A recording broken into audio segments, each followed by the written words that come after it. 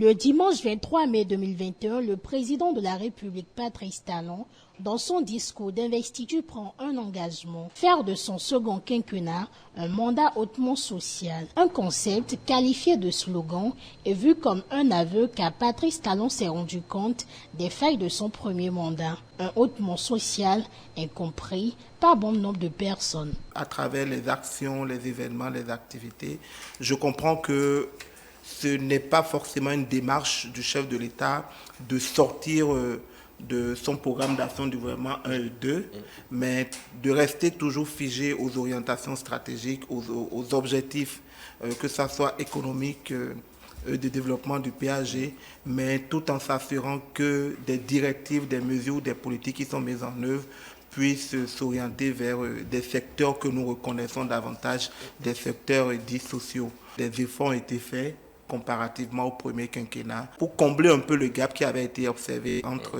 2016 et 2021. C'est un slogan. Il a dit en 2021, c'est qu'il a conscience que de 2016 à 2021, il n'a pas fait.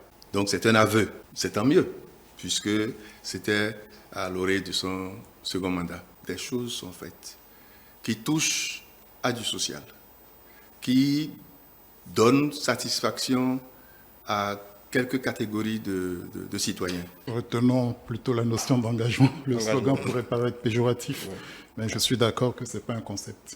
Et donc, il a pris la nation et l'opinion publique à témoin, et effectivement, que son mandat connaîtrait une plus grande inclination sociale. Ce volet a souffert sous le mandat précédent. Le hautement social est devenu tellement célèbre, n'est-ce pas, qu'on ne sait plus ce qu'il recouvre. Si l'on veut perdre une idée, il suffit de l'invoquer à tout propos. Donc on l'a tellement invoqué que finalement, le hautement social, qu'est-ce que ça recouvre précisément, c'est un petit peu compliqué. Des actions salutaires sont cependant menées dans le pays, mais ne se constatent pas dans le quotidien des citoyens, pense Alain Adiou, membre du bureau politique de la Force Cori pour un Bénin émergent. C'est moins visible. Ce n'est pas une distribution de revenus. C'est prendre des mesures, j'allais dire, économico-sociales pour permettre aux citoyens de vivre mieux, de s'épanouir et de contribuer à la création de la richesse. Est-ce que le citoyen béninois aujourd'hui a conscience qu'il contribue à la création de la richesse? La réponse n'est pas évidente. Il n'y a pas égalité de chance. L'État régulateur, oui.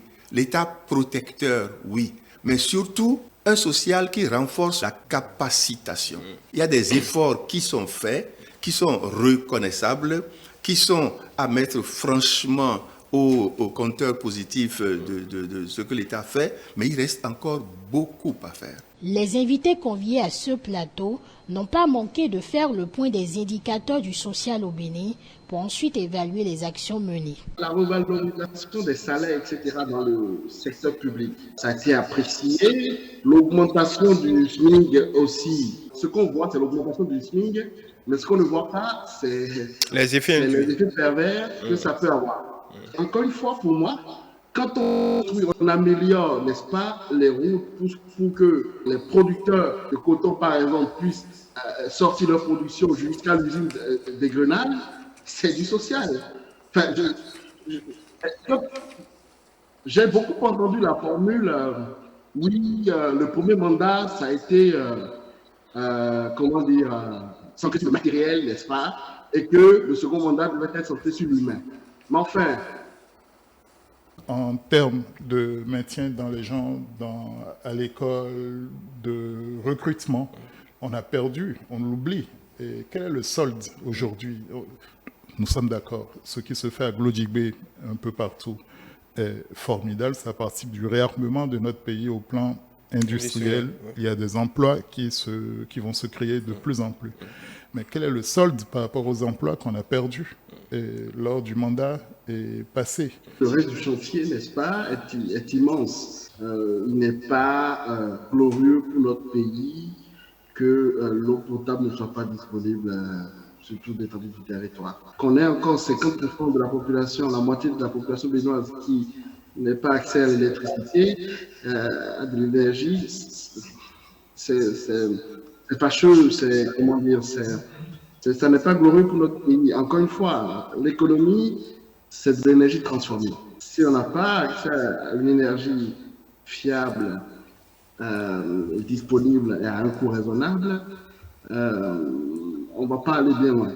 Le gouvernement actuel a su corriger en 2 ans de second quinquennat quelques axes l'on a abordés au cours des 5 premières années. Les efforts du hautement social du mandat 21-26 du président Patrice Talon enregistrent des satisfactions malgré les insuffisances.